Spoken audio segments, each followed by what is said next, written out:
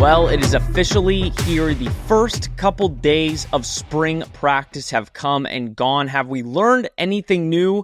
And what are we hearing from the coaches and players of the UCF Knights? Hello, everybody. Welcome back to Charge On. As always, I'm your host, Sean Green. Before we get started, a quick word from our sponsor, Bet Online. Bet Online is the world's most trusted betting platform and your number one source for betting on the madness. Whether you're a seasoned fan or a first-time bettor, BetOnline is your ultimate game day companion. With a large selection of odds on everything, from college basketball to a $200,000 bracket contest, BetOnline continues to be your number one sports betting source. From every Cinderella story to every hat trick, BetOnline has you covered with odds, stats, and more for every game, every play, and every win. BetOnline, the game starts here. Guys, like I said off the top, we're back. We are back in full swing for spring ball, and it's different. It is different. Don't know positive or negatively yet, but UCF obviously has started spring practice. It is Friday. I was at spring practice yesterday. I was at spring practice today. If you want to see my clips from the practice today, go check them out at my Twitter. The Twitter's right there. I wasn't there on Monday for the Scott Frost presser, but obviously watched all the clips from that. Obviously, UCF has many people in our little group that go to all of the press conferences and practices when somebody can't be there. So obviously follow all those people. I'm sure you already do. But again, I filmed this on Thursday, so I don't know what happened today, Friday. But I will say, hearing, the clips from Monday and watching on the field yesterday and the post presser after, you do learn some things. Now, I want to be very honest and upfront, and I'm sure you guys notice this too. You're not going to be learning a lot. We get to see the first 15 or so minutes of practice every single day or every single practice, and you're not seeing too much. I think, especially online, you're going to start seeing basically the same stuff from all of the quote-unquote reporters that are on site, because they're basically doing the same drills that first 15, 20 minutes. They're stretching. They're doing a couple 7-on-7, not so much scrimmaging, but more so calling out plays, making sure the players know what they're doing on those plays that they're installing. This is a process. And I think that's going to be the key word for this spring. I mentioned it during media availability a couple weeks ago, that process is going to be the word of spring. It's how much better does the team get from the start of spring to the end of it? And how confident do you feel in the team heading from the start of spring to the end of it? There's about 40 new players on the roster, whole new coaching staff, lot to get familiar with. So process is going to be that key word. And what's frustrating about the first couple days is you're asking coaches about certain players, you're asking coaches about plays and how the practice went. And again, they can't give you much.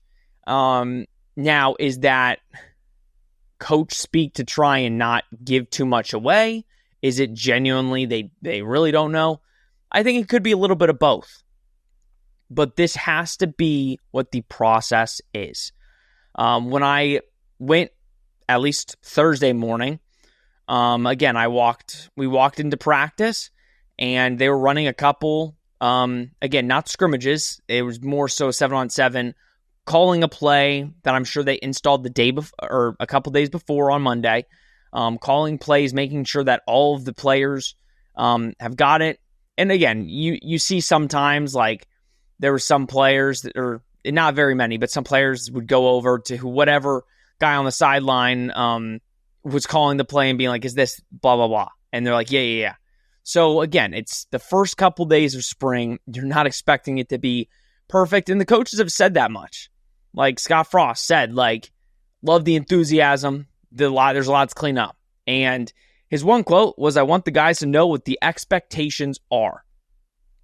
And I will say on Thursday, walking off the practice field, you kind of saw a little of maybe the expectation a little bit. It honestly like got me pumped up. We're getting escorted off the practice field and guys are running to the position coaches at full speed. Every single position group running to a specific area on the field, then running to another one. And I was like, oh, wow. Because I went to Gus Malzahn practice, and again, it's not that the practices were bad. You got pumped at certain practices. But I think there is an expectation of, hey, like I said, and what Scott Frost said, this was a 4-8 football team. Right? Like, no ifs, ands, or buts about it. Wasn't a good football team. So we need to up the ante a little bit and kind of turn this thing around. And I think you see that early in practice while also understanding there's going to be some growing pains. Obviously, the first day, Paul Rubelt spoke, Malachi Lawrence spoke.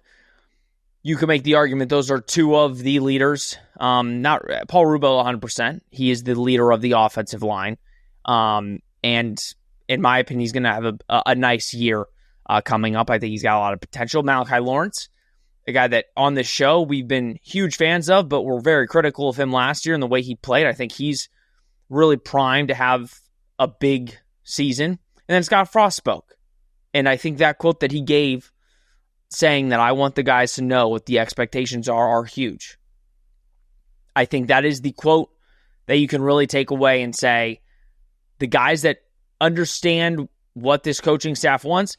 And I think it was said, I forgot who said it. I think it might have been Malachi, where he said the coach Frost in the meeting room and pre-practice is the same guy that is on the practice field. Scott Frost, if you've seen clips, he's punching balls out. He's got a smile on his face. He's engaged. He's not just sitting there kind of chilling. He's engaged in what was going on and what we can see. Now, like I said, it's not perfect. Scott Frost mentioned that. When you ask about certain players to the coaches, they can't give you an answer. I'm expecting that's going to continue. Because, quite frankly, again, with the transfer portal and with the new staff just learning, it's going to be one of those things where it's going to take time. It's going to take time to say, yeah, this player. But the coaches, I'm sure, have a good idea. You kind of see who's quote unquote starting right now. And it's interesting. It is interesting. But the starting and whatever, it really does not mean anything right now. It's putting guys out there just to compete. Everybody's getting reps. All the quarterbacks have been getting reps. I heard that Cam Fancher actually is doing pretty well. Saw Jakari throw a little bit. Again, it's practice, but wasn't thoroughly impressed with Jakari. Like I said, I'm in the minority. I want Jakari Brown to continue his role as that he was kind of getting in that last bit of the year where you kind of have the quarterback run game designed for him. But I would like to see him play some running back. I know a lot of people want to see him play receiver. I would really love to see him play some running back. But I think the day that I went to, we talked to Alex Grinch, and Alex Grinch also said, and this is where it's not frustrating because it's just, again, process. But you can't, we're talking to the head coach and the coordinators first week and the first couple of practices, and we're not going to be talking to Scott Frost again until April 5th. So basically almost a month. We're not going to be talking to Scott Frost again. We're going to be talking to a lot of the coordinators over the coming weeks. Spring break is next week, so no spring practice next week. So there is going to be a lull in terms of hearing from the coordinators what is their take on what's happening. We're going to hear from the position coaches, and we're going to talk to basically all the players in the individual positions. But I think from this first week, asking the coordinators and the head coach, hey, what do you think about this? all they can say is we don't know, and we're going to take it day by day. And they liked what they saw. Alex Grinch said he really liked what he saw from the safeties on day one. And then yesterday, he didn't. He thought it was a down day. So I think it's a gradual, every day, take a step and see where you're at that next day. Philip Dunham was a name that we got to talk to. He is a new DB, transfer from the FAU, played in the Big Ten for a couple of years. Heard he's been having a really good start to spring practice. Had a couple picks, I guess. It was very interesting. He actually said that one of the reasons he wanted to come was because of Grinch and Frost and their vision and the way that they kind of emulated that. And I think that is important. And again, we talked about them going after DBs. I think it's clear that getting Chasen Johnson back, staff really is glad they have him back. But you need to find some other guys. And I think a guy like Philip Dunham, who's impressed, has to string together a good spring, but seems like he's a baller and seems like he could probably make some sort of impact if he continues the clear-cut play that he has over the first couple practices. Damari Henderson, talked to Damari, obviously had an injury-plagued, last year. We heard all the rumblings about guy like them entering the portal, about Jakari and Damari entering the portal. And he kind of said how when Coach Frost got hired, they were very close to entering the portal. Like they were basically going to enter the portal. They were going to make that decision. But seeing all the alumni come back when Scott Frost got hired, seeing all the alumni just preach how good of a hire it was, got them excited and said, okay, this is the right spot for us to stay at UCF and build it out. I think that's huge. I really do. I think to have a guy like Damari Henderson who's been at the program, who's seen it all in terms of with the Gus era and now can be here in the Scott Frost era, I think give it a couple weeks, and I'm really excited to see towards the end in this open spring practices, I really am excited to ask some of these players that were here with the Gus regime, like, what feels different? What feels different compared to that era and this era so far? Like, what were the springs like comparatively? Because I do think that is going to be not so much the litmus test, because at the end of the day, I think it's at the end of the day who had the better players and the better team and all that stuff. But it is going to be intriguing to see if players feel like they were coached better under this regime than the previous one. Because in the slight times that we've gotten to see in the open practices, I've been very impressed early about what we've seen. Now, I keep wanting to emphasize it's only the first 2-3 days of spring practice. We've still got another 3 weeks of practices left, some open practices for you guys to attend, and I think you'll get more of an idea there. Now let's talk quarterbacks. I mentioned Cam Fancher, kind of impressing. To be fair, I want to throw that out very specifically. Cam Fancher is not going to be your starting quarterback, right? This is a guy they brought in to be a backup. Like that, if he has to go in there with all else fails and play, he can do that. And listen, that for UCF, that's mutually beneficial. To have a solid backup that's played in multiple games, been a starter, that can contribute. And I think that helps you. Saw a couple times, Taven Jackson, looks good, can't really tell anything. Saw Burdell Richardson, Day Farmer, those are two names that I've seen make some nice moves in the open period that I've liked. I don't want to get people too excited, but I do like Burdell. Kylan Fox, I saw him today, definitely looks a little bit bigger. I saw Isaiah Nixon make a play on the ball when they were kind of doing their 7-on-7. Again, not really live. They weren't in pads. That's also something. They are not in pads yet. They are just in their jerseys. So it is something to take note of. But those are a couple things that I've seen. Dylan Risk looks fine. And again, I know people, this is going to be the quarterback watch every single year. It's the same thing, especially with UCF when they're going through quarterbacks every year of a new starter. But I think this is going to be a very, very slow process. I think Scott Frost, like I said, I've been saying every single time, I think Scott Frost will have his quarterback picked by the end of spring. He might not publicly announce it. But I also think, guys, I know there's a lot of people coming out and saying they think Dylan Risk is going to be quarterback one. I've been seeing it a lot. And he very well could be. I mean, like I told you when Scott Frost got hired, everybody, doesn't matter if you're a 4-star, doesn't matter if you're a 5-star, doesn't matter if you're a 2-star. Everybody's going to get an opportunity. Doesn't matter if you're a true freshman. Everybody's going to get an opportunity to show the coaching staff that they can play. And Dylan Risk very well could come in and win the job. But you do also have to understand the economics of the situation. Taven Jackson is making a lot of money. Now, to be fair, Gus Malzahn is the type that if they're paying a bunch of money to a player like KJ, and we heard rumblings in spring and in fall that KJ was not great and he wasn't doing good. But we knew they're paying KJ a boatload of money in the NIL space. They're going to play him. Taven Jackson is making, obviously, the most money out of all the quarterbacks. But Scott Frost, if Dylan Risk beats out Taven Jackson will be sitting on the bench. Plain and simple. Do I think that happens? No. I think Taven Jackson ultimately will win the job. I think Taven Jackson is going to be the better quarterback in this Scott Frost system.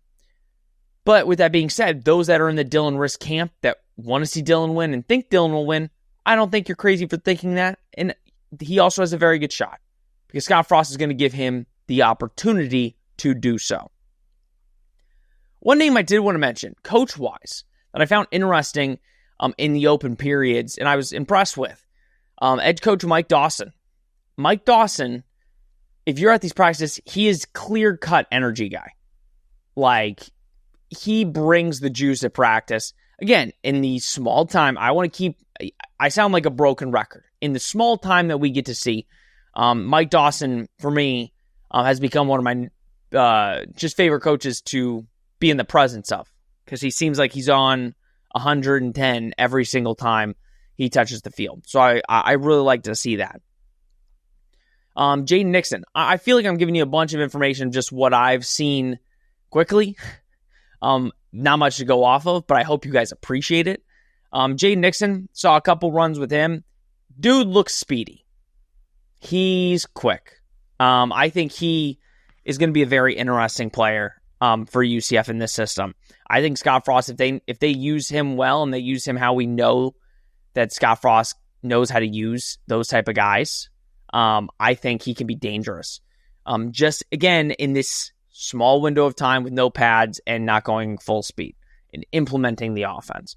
So I think he's a name that I would definitely keep an eye out on. Now, everybody, again, is going to be asking, how much can you learn in these couple days? Can you really learn anything? Do you blame the coaches for not really saying anything? No. Because frankly, we don't get to see most of the practice, and the stuff that we do get to see, it's a very small sample size. For God's sakes, for like 5 minutes, we're seeing them do stretches and high knees, which still, I'll take. I'm not complaining. I appreciate the access that they give us to be able to even see any bit of practice, but you don't get to really get a sense of what practice is like under Scott Frost. So hopefully, over the next couple weeks, not next week because they're on spring break, but over the next couple weeks that we kind of get to talk to players, we get more of an understanding of the vibes around the team. The vibes do seem good so far. The vibes seem good. But like Scott Frost said, the players need to know the expectations, and that's going to be the learning curve, is knowing what the expectations are and living up to it and not going below those expectations. Because if you go below the expectation, then it becomes a jumbled up mess, and then you've got certain people picking up the slack for others, and that's when it becomes a non-cohesive group. But so far, feels like the group's together, feels like they're all learning at the same pace, and so far, UCF is doing the right things this early in spring. All right, everybody, short episode today, but hopefully, like I said, we'll have more in the coming weeks of a little bit more information that we can kind of go through, cut clips from players, really try to digest the stuff that we're learning from this new team. But again, like what I saw from the practices that I've gone to, what do you think? From everything that you've seen, from all the reports coming out and all that, what do you like or dislike about how this first couple days of spring has gone? Let us know down in the comments below. Guys, that'll do it. Please like, subscribe, comment, share. Do all that you do. We greatly, greatly appreciate it. This has been Charge on Bet Online. We will see you next week.